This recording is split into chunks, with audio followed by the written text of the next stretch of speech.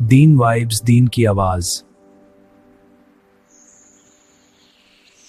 تو علماء نے جواب دیا کہ 5 بنیادی نعمتیں ہیں جو اللہ نے ہر انسان کو عطا کی ہوئی ہیں: روٹی، کپڑا، مکان، بیوی اور سواری۔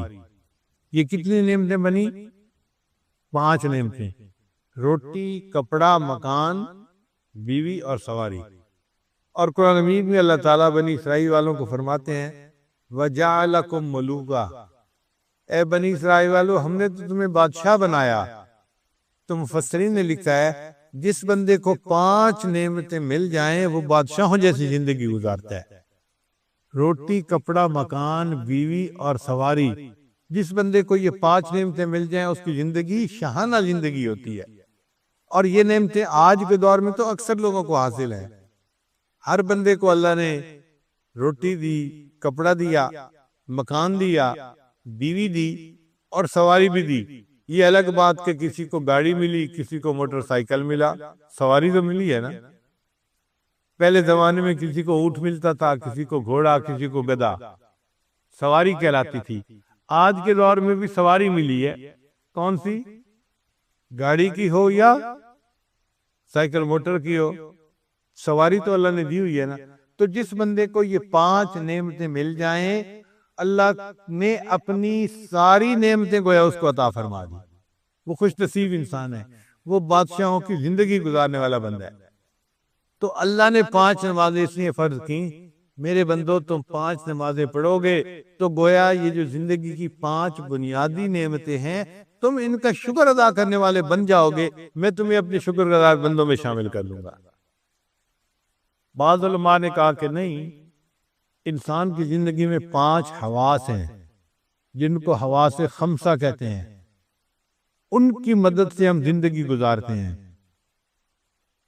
یہ 5 حواس کون سے ہیں؟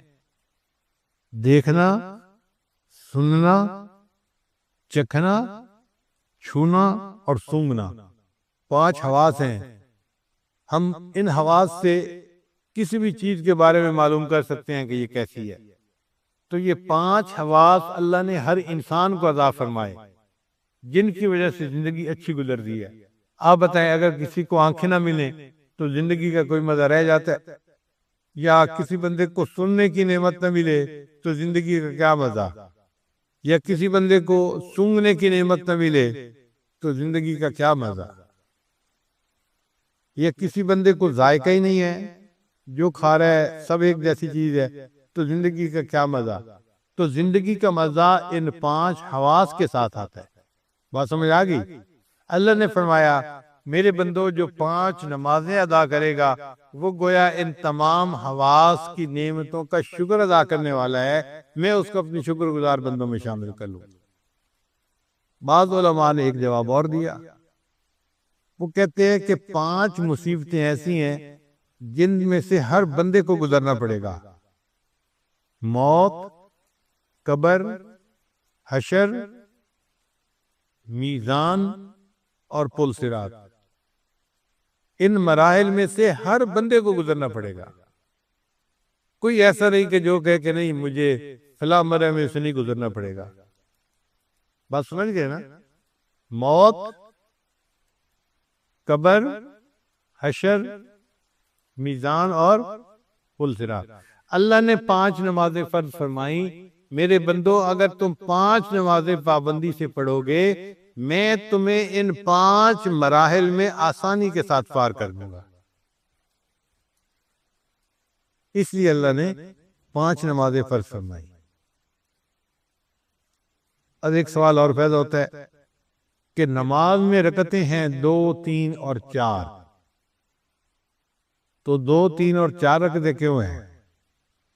علماء نے جواب دیا اللہ نے فرشتوں کو پیدا کیا اولی اجنحۃ مثنی و ثلاث و رباع۔ اللہ نے ان فرشتوں کے پر بنائے 2، 3 اور 4۔ بعض فرشتوں کے 2 پر، بعض کے 3 پر اور بعض کے 4 پر بنائے۔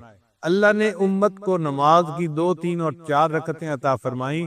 میرے بندو فرشتے پرواز کرتے ہیں تو وہ عرشوں تک پہنچ جاتے ہیں، تمہیں میں نماز کی رکعتیں دے رہا ہوں تم نماز پڑھو گے میں تمہیں روحانی پرواز عطا فرما دوں گا۔ پھر پورے دن میں 17 رکعتیں فرض ہیں۔ کتنی رکعتیں فرض ہیں؟ 17 رکعتیں۔ وہ کیسے؟ 2 رکعت فرض ہے فجر کی، اور 4 رکعت فرض ہے ظہر کی، 4 اور 2 6، اور 4 رکعت فرض ہے عصر کی، تو کتنے ہو گئے؟ 10 ہو گئے، اور 3 رکعت فرض ہے مغرب کی، تو 10 اور 3، اور عشاء کی پھر 4 رکعت، تو کتنی ہو گئیں؟ 17 رکعتیں فرض ہیں پورے دن میں۔ تو 17 رکعتیں اللہ نے کیوں فرض فرمائی؟ علماء نے جواب دیا کہ اللہ تعالیٰ نے معراج کی رات اپنے محبوب کو 17 چیزوں کی سیر کروائی تھی۔ ایک 7 جہنم کے حصے تھے، لہا سبعۃ ابواب، قرآن مجید میں ہے کہ جہنم کے 7 دروازے ہوں گے، ہر حصے کا الگ دروازہ ہوگا، ہر سٹوری کا الگ دروازہ ہوگا۔ تو جہنم کے کتنے حصے ہوئے؟ 7۔ اور اللہ نے جنتیں 8 بنائی ہیں۔ جنت کے دروازے کتنے ہیں؟ 8 ہیں، جہنم سے زیادہ، اس لیے کہ جس طرف زیادہ جانا ہو لوگوں نے، وہاں کا دروازہ بڑا اور زیادہ رکھوایا جاتے ہیں۔ اللہ کا ارادہ یہی تھا، میں نے اپنے زیادہ بندوں کو جہنم میں نہیں ڈالنا۔ زیادہ بندوں کو کہاں بھیجنا ہے؟ تو اللہ نے جنتیں کتنی بنائی؟ 8 بنائی، اور جہنم کے درجے کتنے بنائے؟ یعنی شروع سے اللہ کا ارادہ رحمت کا تھا کہ میں نے اپنے بندوں کو زیادہ ادھر بھیجنا ہے، تو اللہ نے 8 جنتیں بنائیں اور جہنم کے دروازے 7 بنائے۔ تو 8 اور 7 کتنے ہو گئے؟ 15، اور ایک عرش اور ایک کرسی، تو کتنے بن گئے؟ اللہ نے اپنے محبوب کو معراج کی رات 17 چیزوں کی سیر عطا فرمائی، اور مومنوں کو اللہ نے 17 رکعتیں عطا فرمائی۔ میرے بندو، اگر تم 17 رکعتیں ادا کرو گے تو میں اس کے بدلے تمہیں روحانی معراج عطا فرما دوں گا۔ اپنے محبوب کو تو جسمانی معراج عطا کیا تھا، تمہیں کیا عطا کروں گا؟ روحانی معراج عطا فرما دوں گا۔ اس لیے یہ نماز جو ہے نا، الصلاۃ معراج المومن، نماز مومن کی معراج ہے۔ اور التحیات جو ہم پڑھتے ہیں نا، یہ امت محمدیہ کے لیے اللہ تعالیٰ کی طرف سے خصوصی انعام ہے۔ اس لیے اللہ کے نبی صلی اللہ علیہ وسلم فرمایا کرتے تھے، قرۃ عینی فی الصلاۃ، میری آنکھوں کی ٹھنڈک نماز میں ہے، یعنی نماز پڑھنے سے میری آنکھیں ٹھنڈی ہو جاتی ہیں، میرا دل خوش ہو جاتا ہے۔ اور جب اذان کا وقت ہوتا تھا تو نبی صلی اللہ علیہ وسلم فرماتے تھے، ارہنی یا بلال، بلال اذان دے اور میری آنکھوں کو ٹھنڈک پہنچا دے۔